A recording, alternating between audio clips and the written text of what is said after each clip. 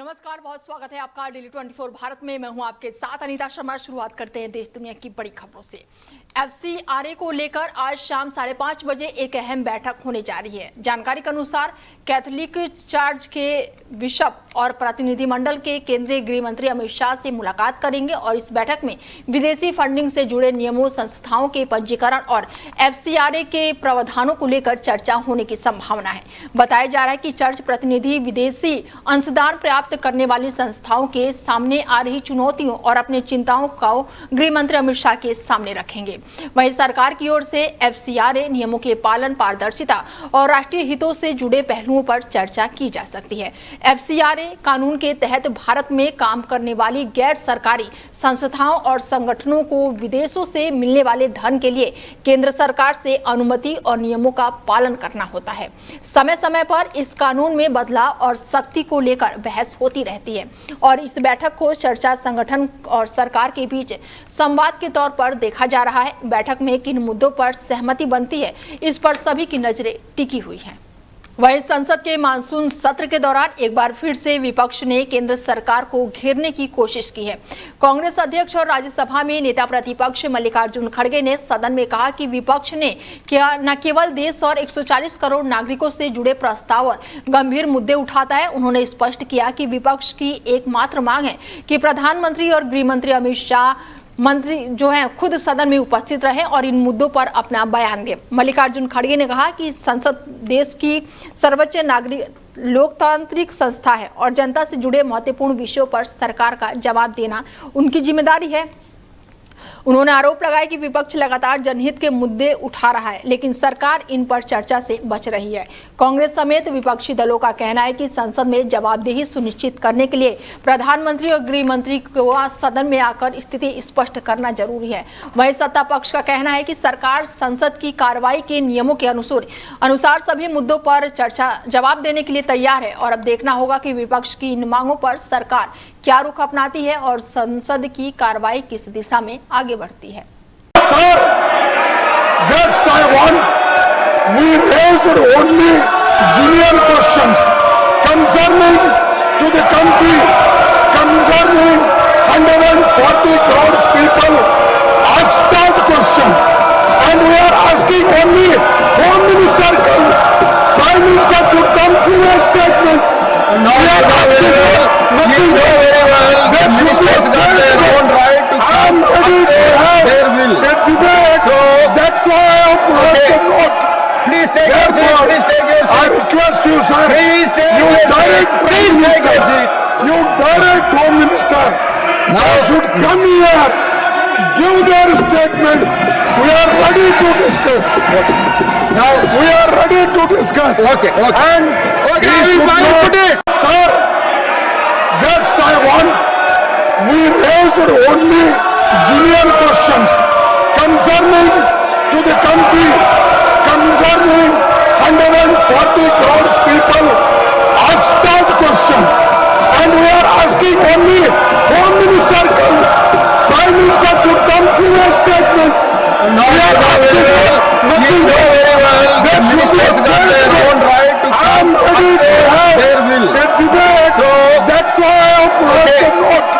Please take your seat. Therefore, Please take your I seat. request you, sir. Please take You your direct seat. Prime Please take your Minister. seat. You direct Home Minister. Now should come here, give their statement. We are ready to discuss.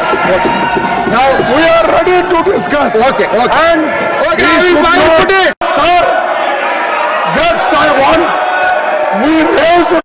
वहीं राज्यसभा में न्यायपालिका में सामाजिक प्रतिनिधित्व का मुद्दा जोरदार तरीके से उठ रहा है। ऐसे में जनता दल यूनाइटेड के सांसद संजय कुमार झा ने केंद्रीय कानून एवं न्याय मंत्री अर्जुन राम मेघवाल से सवाल करते हुए कहा कि जब तक न्यायिक व्यवस्था और संस्थाओं का चरित्र नहीं बदलेगा तब तक न्याय का स्वरूप भी पूरी तरह से नहीं बदलता है। उन्होंने पूछा कि क्या केंद्र सरकार अनुसूचित जाति, अनुसूचित जनजाति और अन्य पिछड़े वर्ग के लोगों का न्यायपालिका में व्यापक प्रतिनिधित्व सुनिश्चित करने के लिए कोई ठोस कदम उठा रही है। और इस पर केंद्रीय मंत्री अर्जुन राम मेघवाल ने जवाब देते हुए कहा कि व्यवस्था लागू होने के बाद से पूरी तरह से ऑफ प्रोसीजर में भी इसका संबंध में आवश्यक प्रावधान किए जाएंगे। उन्होंने बताया कि खुद देश के सभी सर्वोच्च न्यायालय में मुख्य न्यायाधीश को नियमित रूप से पत्र लिखते हैं और उनके अनुरोध भी किया जाता है और न्यायिक नियुक्तियों के लिए अनुसूचित जाति और अनुसूचित जनजाति, अन्य पिछड़ा वर्ग और अल्पसंख्यक समुदाय और योग्य अधिवक्ताओं के नाम भेजे जाते हैं। मंत्री ने कहा कि सरकार न्यायपालिका में विधिवत और व्यापक सामाजिक प्रतिनिधित्व बढ़ाने के लिए लगातार प्रयास कर रही है। मैं माननीय मंत्री जी से जानना चाहूंगा कि ऐसा माना जाता है कि जब तक न्यायिक संरचना और संस्थानों का चरित्र नहीं बदलेगा तब तक न्याय का भी चरित्र नहीं बदलेगा। क्या सरकार अपनी तरफ से SC, ST, OBC कम्युनिटी का रिप्रेजेंटेशन तय करने के लिए वाइडर रिप्रेजेंटेशन कुछ कोशिश कर रही है? ऑल इंडिया जुडिशियल कमीशन की कोशिश कर रही है? क्योंकि रिप्रेजेंटेटिव अगर कैरेक्टर नहीं होगा न्यायिक संस्थाओं का तो न्याय भी हर घर हर दर नहीं पहुंचेगा। माननीय मंत्री जी से जानना चाहता हूं। Honourable minister. धन्यवाद चेयरमैन सर। माननीय सदस्य ने जो प्रश्न किया है वो जो प्रधानमंत्री श्री नरेंद्र मोदी जी की नीतियां हैं उससे संबंधित ही है। सबका साथ सबका विकास ये हमारा मूल मंत्र है और ये जुडिशरी में भी है। जैसे ये MOP की बात करते हैं कई बार, हमारे यहाँ जब कॉलेजियम सिस्टम शुरू हुआ तो मेमोरेंडम ऑफ प्रोसीजर का विषय आया MOP। उस MOP में ये प्रावधान भी है और हम लगातार जो संबंधित हाई कोर्ट्स के चीफ जस्टिस हैं, 25 हमारे हाई कोर्ट्स हैं, उनको लगातार मेरी ओर से भी लेटर जाता है कि जो हमारे SC, ST, OBC माइनॉरिटीज के जो। और हमारे साथ संदीप जी जुड़ चुके हैं, उनसे बातचीत करते हैं कि लगातार अब SC, ST, OBC को लेकर अब संजय झा ने ये सरकार को घेरना चालू कर दिया है, तो क्या लग रहा है सर, किस तरीके से आप देख रहे हैं इसको? जिस तरीके से संजय झा जो कि JDU के राज्यसभा सांसद हैं, नीतीश कुमार के नजदीकी माने जाते हैं और वो ऐसे में केंद्र सरकार पर सवाल उठा रहे हैं SC को लेकर, कानून व्यवस्था को लेकर, तो कहीं न कहीं ये भारतीय जनता पार्टी की या कहीं ये मोदी सरकार की टेंशन बढ़ाने वाली बातें हैं। क्योंकि गठबंधन की सरकार है और नीतीश जी के जो समर्थन है, नीतीश जी के समर्थन से ये सरकार चल रही है। तो अब भारतीय जनता पार्टी को या कहीं मोदी सरकार को सोचना पड़ेगा कि किस तरीके से आगे समस्याओं का सामना करना पड़ेगा। क्योंकि SC, ST एक बड़ा मुद्दा है देश के अंदर, कहीं UGC का मामला चल रहा है, तो देश में इस वक्त अफरा तफरी का माहौल है। कई छात्रों के आंदोलन है, कई किसानों की समस्या है, कहीं महंगाई की मार है, कहीं पेट्रोल में एथेनॉल की मिलावट की समस्या है, कहीं पेपर लीक के मसले हैं, तो कहीं बच्चों की सुरक्षा का मामला है। तो ऐसे में संजय झा के ये सवाल सरकार से करते हैं तो इसमें मोदी सरकार की मुझे टेंशन बढ़ती हुई दिखाई देती है। बिल्कुल। और कहीं ऐसा तो नहीं है कि यही अंदर खाने में खिचड़ी पकड़ी थी, तो यही खिचड़ी जो है वो बिहार में देखने को मिली हमें हार के रूप में? उस MOP में पार्टियों में JDU और BJP में कहीं ना कहीं कोई दरार है, जिस वजह से जो BJP के राष्ट्रीय अध्यक्ष हैं नितिन नवीन, उनकी जो सीट थी, जो परंपरागत सीट थी, जो पिछले 30 साल से BJP लगातार जीत रही थी, नितिन नवीन जीत रहे थे, वो सीट भी BJP बिहार के अंदर हार जाती है और एक नई पार्टी जो संस्थापक हैं प्रशांत किशोर, वो चुनाव जीत जाते हैं। ये अपने आप में एक बड़ा मैसेज है। बिल्कुल। तो क्या सर ये कह सकते हैं कि JDU और BJP के अंदर खाने खिचड़ी पक रही है? बिल्कुल JDU और BJP में काफी समय से कुछ चीजें चल रही है जो अभी तक निकल करके पूरे तरीके से बाहर नहीं आई है।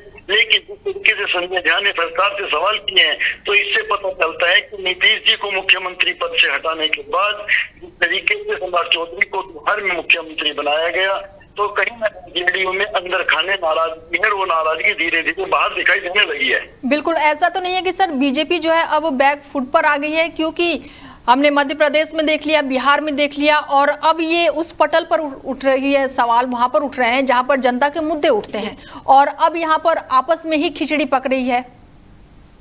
जिस तरीके से संसद से इस तरीके की चीजें निकल के आती हैं, इससे पता चलता है कि कहीं ना कहीं बीजेपी की स्थिति कमजोर है आज की तारीख में। क्योंकि अगर आप मध्य प्रदेश की बात करें, राजस्थान की बात करें, हरियाणा की बात करें, दिल्ली की बात करें या बिहार की बात करें, इस तरीके की घटनाक्रम लगातार होते रहे जिसमें बीजेपी की किरकिरी हुई है और बीजेपी की जो पर लिपापोती की कोशिश करती रही है। ऐसे में अगर उसके सहयोगी दल ही बीजेपी से सवाल खड़े करने लगेंगे तो मुझे लगता है बीजेपी के लिए आने वाला समय मुश्किलों भरा होगा। बिल्कुल, और ऐसे में जब बीजेपी के अंदर से ही सवाल उठने लगे हैं तो ये तो विपक्ष को जो है वो बैठा बैठाया मुद्दा मिल जाएगा। बिल्कुल, अगर जो सहयोगी दल है वो बीजेपी को घेरने लगेंगे तो बीजेपी तो पहले से ही गठबंधन के सहारे चल रही है। बिल्कुल, ऐसे में आगे सरकार चलाना बीजेपी के लिए मुश्किल होगा और जिस तरीके से बीजेपी सरकार कई बिल पास कराना चाहती है उनमें भी बीजेपी को मुश्किल आ सकती है।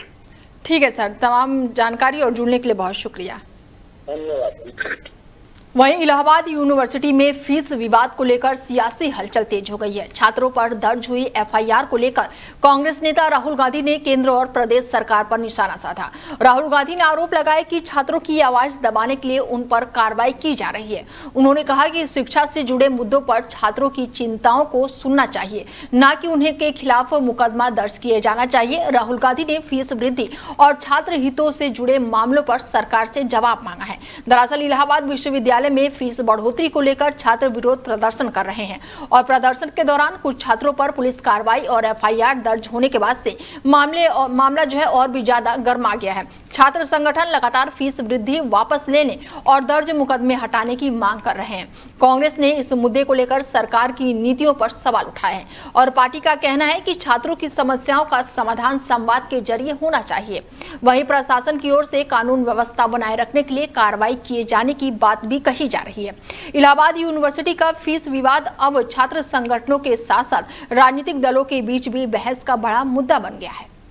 वहीं बॉम्बे हाईकोर्ट ने गुरुवार को तहलका मैगजीन के पूर्व संपादक तरुण तेजपाल को 2013 के रेप मामले में दोषी ठहराते हुए 10 साल के कठोर कारावास की सजा सुनाई है। अदालत ने तेजपाल को 2 सप्ताह के भीतर सरेंडर करने का निर्देश भी दिया है और ये मामला साल 2023 का है, जब तहलका की एक महिला पत्रकार ने तरुण तेजपाल पर यौन उत्पीड़न का आरोप लगाया था। इससे पहले मई 2021 में गोवा की ट्रायल कोर्ट ने सबूतों के अभाव का हवाला देते हुए तेजपाल को बरी कर दिया था। बाद में इस फैसले को चुनौती दी गई, जिस पर सुनवाई करते हुए बॉम्बे हाईकोर्ट उन्हें दोषी करार दिया है और सजा सुनाई है। फैसले के बाद से तरुण तेजपाल ने कहा कि वो इस निर्णय का सुप्रीम कोर्ट में चुनौती देंगे। उन्होंने दावा किया कि उनके खिलाफ राजनीतिक प्रतिशोध की भावना से कार्रवाई की जा रही है। तेजपाल ने कहा कि उन्होंने ट्रायल कोर्ट में करीब 7.5 साल तक मुकदमा लड़ा था और वहां से बरी हुए थे। तेजपाल ने यह भी आरोप लगाया कि तहलका की खोजी रिपोर्ट के कारण कुछ राजनीतिक हित प्रभावित हुए हैं, जिसके चलते पिछले कई सालों से उन्हें निशाना बनाया जा रहा है। उन्होंने कहा कि भारतीय न्यायपालिका पर पूरा भरोसा है और उन्हें उम्मीद है कि सुप्रीम कोर्ट में उन्हें न्याय मिलेगा और इस फैसले के बाद से ये मामला एक बार फिर से चर्चाओं में आ गया है और अब सभी की नजर इस बात पर है कि सुप्रीम कोर्ट में दायर होने वाली संभावित अपील पर आगे क्या निर्णय आता है। और ऐसे में 2 हफ्ते के अंदर सरेंडर करने का आदेश दिया गया है। तरुण तेजपाल को 10 साल की सजा हुई है। दुष्कर्म मामले में हाईकोर्ट ने दोषी ठहराया था, साल की सजा मिली है। और बात जुड़ चुके हैं हमारे संवाददाता, उनसे बातचीत करते हैं कि क्या कुछ अपडेट है, क्योंकि तरुण तेजपाल को 10 साल की सजा मिली है दुष्कर्म के मामले में। अरबाज। बिल्कुल, देखिए अनीता, तरुण तेजपाल एक भारत के वरिष्ठ पत्रकार माने जाते थे और खोजी पत्रकारिता के लिए प्रसिद्ध थे। उन्होंने वर्ष कहीं ना कहीं 2000 में तहलका पत्रिका वेबसाइट की स्थापना की थी, जिसने रक्षा सौदों व मैच फिक्सिंग की जैसी कई चर्चित स्टिंग ऑपरेशन जो उन्होंने लोगों के सामने जागरूक किए थे। तो कहीं ना कहीं तरुण तेजपाल जो है एक चर्चित पत्रकार हो गए थे, लोग उनको सर्च करने लगे थे, लोग उनको फॉलो करने लगे थे। लेकिन नवंबर 2013 में गोवा में एक होटल में आयोजित तहलका के थिंक फेस्ट कार्यक्रम के दौरान कहीं ना कहीं एक महिला ने सहकर्मी थी, उन्होंने तरुण तेजपाल पर यौन उत्पीड़न का बलात्कार के आरोप लगाए थे। गंभीर आरोप ये एक, और वो भी सहकर्मी द्वारा लगाए जाना। इतने बड़े चेहरा जो कि तरुण तेजपाल बन चुका था देश का, कहीं ना कहीं उस पर एक बड़ा सवाल खड़ा करता नजर आता है। अब बात की जाए कार्रवाई की, तो मई 2021 में गोवा की ट्रायल कोर्ट ने तरुण तेजपाल के बरी कर दिया था। फिलहाल में इसके बाद गोवा सरकार ने इस फैसले को बॉम्बे हाईकोर्ट में चुनौती दी, लेकिन ताजा अपडेट यही सामने नजर आ रही है अनीता की तरुण तेजपाल जो है, जो कि प्रसिद्ध चेहरा थे, पत्रकार, खोजी पत्रकार, जो कहीं ना कहीं लोगों का आवाज उठाते थे और स्टिंग ऑपरेशन करते थे, वो में हाईकोर्ट ने ट्रायल कोर्ट के फैसला पलटते हुए तरुण तेजपाल को 2013 के मामले में फिलहाल में दोषी ठहराया है और उन्हें 10 वर्ष के कारावास की अनीता सजा सुनाई गई है। बिल्कुल, ऐसे में तरुण तेजपाल का कहना यह है कि बॉम्बे हाईकोर्ट के बाद अगर ये फैसला आया है तो अब वो सुप्रीम कोर्ट जाएंगे और इस फैसले को चुनौती देंगे। अरबाज। हाँ बिल्कुल, देखिए अनीता, जैसे आपने कहा, तरुण तेजपाल ने कहीं ना कहीं ये महिला ने बलात्कार का ये मामला उस पर लगाया गया था, लेकिन तरुण तेजपाल ने फिर यही कहा है कि मैं इस मामले को आगे लेके जाऊंगा, सुप्रीम कोर्ट लेके जाऊंगा। लेकिन कहीं ना कहीं सबसे बड़ा सवाल यही खड़ा होता है कि इतना बड़ा चेहरा, इतना प्रसिद्ध चेहरा, जो कि देश का एक चौथा स्तंभ कहे जाने वाले पत्रकारिता में उभरते हुए चेहरे थे, और कहीं ना कहीं माना जा सकता है जिस तरीके से गोवा में जो हरकत हुई थी, हरकत के दौरान जिस तरीके से सहकर्मी ने उन पर यौन उत्पीड़न का आरोप और कहीं ना कहीं बलात्कार का आरोप लगाया था। फिलहाल की बात की जाए तो बॉम्बे हाईकोर्ट ने ट्रायल कोर्ट का फैसला पलट दिया है और तरुण तेजपाल को 2013 के मामले में दोषी ठहराया है और अनीता उन्हें 10 वर्ष का कारावास की सजा सुनाई है। फिलहाल सबूत और रिकॉर्ड के दोबारा इस पर बात की जा रही है, हालांकि उनके पास इस फैसले के उत्तम न्यायालय में चुनौती देने का कानूनी अधिकार भी है। बिल्कुल, ऐसे में तेजपाल का कहना यह है कि उनकी छवि को नुकसान पहुंचाने के लिए और अंदरूनी कलह की वजह से उन पर यह आरोप मढ़ा गया है। तो क्या लग रहा है कि वो इनडायरेक्टली किसी को निशाना कर रहे हैं, पॉइंट आउट कर रहे हैं? अरबाज। अनीता, देखिए मैं बता दूं कि जो बड़े चेहरे होते हैं, जो बड़े प्रसिद्ध चेहरे होते हैं, चाहे वो कोई अभिनेता हो, चाहे कोई वो पत्रकार हो, चाहे कोई वो नेता हो, तो कहीं ना कहीं बहुत केस ऐसे भी आते हैं जहां पर उनके नाम की छवि को खराब किया जाता है। लेकिन कहीं ना कहीं जब मामला चलता रहता है, कोर्ट में सुनवाई होती रहती है, कोर्ट में केस जाता रहता है, वकील हर चीज पर काम करते रहते हैं, तो कहीं ना कहीं जो मामले हैं वो सच होते भी दिखाई देते हैं। लेकिन अभी फिलहाल जो तरुण तेजपाल है, उन्होंने साफ तौर पर इनकार कर दिया है कि मेरा ऐसा कुछ भी नहीं था, अभी तक मुझे सजा नहीं मिली थी। लेकिन अभी बॉम्बे में आने के बाद जिस तरीके से 10 साल की सजा कारावास सुनाई गई है, और तो उन्होंने साफ तौर पर कह दिया है कि मैं इसको सुप्रीम कोर्ट लेकर जाऊंगा। ठीक है, तमाम जानकारी के लिए बहुत शुक्रिया अरबाज आपका। वहीं बीजेपी के पूर्व सांसद और भारतीय कुश्ती महासंघ के पूर्व अध्यक्ष बृजभूषण शरण सिंह गोंडा में सत्यमेव जयते रैली के जरिए बड़ा शक्ति प्रदर्शन किए हैं। ऐसे में महिला पहलवानों से जुड़े मामलों में 3 अगस्त को अदालत से बरी होने के बाद से ये पहला बड़ा सार्वजनिक कार्यक्रम है। करीब 1150 दिनों के बाद से आयोजित हो रही इस रैली में यूपी विधानसभा चुनाव 2027 से पहले अहम राजनीतिक आयोजन भी माना जा रहा है। आयोजकों का दावा है कि रैली में गोंडा, बलरामपुर, बहराइच, श्रावस्ती, अयोध्या सहित आसपास के जिलों में 2 से 3 लाख समर्थकों के पहुंचने की संभावना है। कार्यक्रम को सफल बनाने के लिए कई दिनों से व्यापक स्तर पर तैयारियां की गई है। ऐसे में बृजभूषण शरण सिंह सबसे पहले वृंदावन पहुंचे थे और जहां पर उन्होंने अपने गुरु रितेश्वर महाराज से आशीर्वाद लिया और इसके बाद से नोएडा में अपनी बेटी शालिनी द्वारा आयोजित एक कार्यक्रम में भी शामिल हुए। गुरुवार दोपहर करीब 2 बजे बृजभूषण शरण सिंह चार्टर्ड विमान से अयोध्या पहुंचे। वहां से 300 से अधिक वाहनों के काफिले के साथ गोंडा रवाना हुए। कार्यक्रम की शुरुआत नंदिता गौमाता मंदिर में पूजा अर्चना, आरती और हवन के साथ हुई। इसके बाद से वो मंदिर परिसर में चल रहे अखंड रामायण पाठ के समापन कार्यक्रम में शामिल हुए। धार्मिक अनुष्ठानों के बाद से बृजभूषण शरण सिंह पैदल नंदिनी नगर स्पोर्ट्स स्टेडियम पहुंचे, जहां पर आयोजित सत्यमेव जयते रैली में समर्थकों को संबोधित भी करेंगे। और रैली को लेकर प्रशासन ने सुरक्षा के व्यापक इंतजाम किए हैं और बड़ी संख्या में पुलिस बल तैनात किया गया है। वहीं झारखंड की राजधानी रांची में जेपीएससी और जेएसएससी परीक्षा में कथित गड़बड़ियों के खिलाफ आंदोलन कर रहे छात्रों ने सरकार के सामने नई शर्त रख दी है। छात्रों का कहना है कि यदि सरकार बातचीत करना चाहती है तो वो किसी बंद कमरे में नहीं बल्कि सभी छात्रों के सामने खुले मंच पर बात करे। उनका कहना है कि पारदर्शिता बनाए रखने के लिए वार्ता सार्वजनिक होनी चाहिए ताकि सभी आंदोलनकारी छात्रों को बातचीत की जानकारी मिल सके। छात्र लगातार परीक्षाएं रद्द कराने, निष्पक्ष जांच और दोषियों पर कार्रवाई की मांग कर रहे हैं। अदालत को लेकर राज्य सरकार पर समाधान निकालने का भी दबाव बढ़ता ही जा रहा है। वहीं बांकीपुर उपचुनाव के बाद से बिहार की राजनीति में स्वर्ण वोट बैंक को लेकर हलचल तेज हो गई है और इसी बीच बिहार सरकार ने राज्य के सभी 38 जिलों में स्वर्ण समाज की शिकायतों के निपटारे के लिए विशेष नोडल अधिकारी की तैनाती का फैसला किया है। सरकार का कहना है कि यह कदम प्रशासनिक व्यवस्था को मजबूत करने और शिकायतों का तत्काल समाधान सुनिश्चित करने के उद्देश्य से उठाया गया है। ये नोडल अधिकारी स्वर्ण समाज से जुड़े जातीय उत्पीड़न, जमीन विवाद और साथ ही EWS प्रमाण पत्र और अन्य प्रशासनिक शिकायतों का निगरानी करेगी। शिकायत मिलने पर संबंधित थाने और प्रशासनिक अधिकारियों के साथ समन्वय और आवश्यक कानूनी कार्रवाई सुनिश्चित करेंगे। जिलाधिकारी इसकी निगरानी करेंगे और जबकि अब बिहार राज्य स्वर्ण आयोग इन अधिकारों को प्रशिक्षण भी देंगे। सरकार ने जिले से नोडल अधिकारियों के नाम भी मंगवा लिए हैं और चयनित अधिकारियों को 10 अगस्त को पटना के तारामंडल सभागार में विशेष प्रशिक्षण भी दिए जाएंगे और वो जिला प्रशासन और बिहार राज्य स्वर्ण आयोग के बीच समन्वय की भूमिका निभाएंगे। हालांकि विपक्ष इस फैसले के समय पर सवाल उठा रहा है। बांकीपुर उपचुनाव के नतीजों के बाद से आए दिन निर्माण की रणनीति से जोड़कर भी देखा जा रहा है, जबकि बीजेपी का कहना है कि ये पूरी तरह प्रशासनिक सुधार और साथ ही जन समस्याओं के समाधान के लिए उठाया गया कदम है। वहीं इंग्लैंड के स्टार विकेटकीपर बल्लेबाज जॉस बटलर ने T20 क्रिकेट में सबसे ज्यादा रन बनाने का रिकॉर्ड अपने नाम करने के बाद से भारतीय युवा बल्लेबाज वैभव सूर्यवंशी की जमकर तारीफ की है।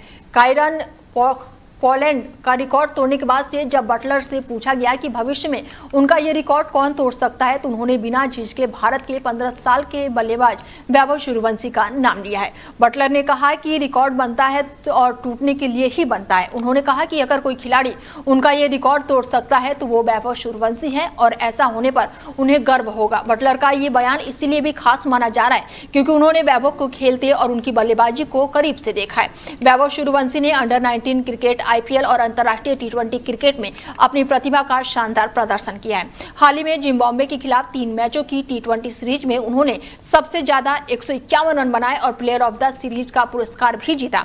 महज 15 साल की उम्र में वैभव के पास लंबा क्रिकेट कैरियर है और यदि उनकी फिटनेस और फॉर्म बरकरार रहती है तो भविष्य में वो T20 क्रिकेट के कई बड़े रिकॉर्ड अपने नाम कर सकते हैं।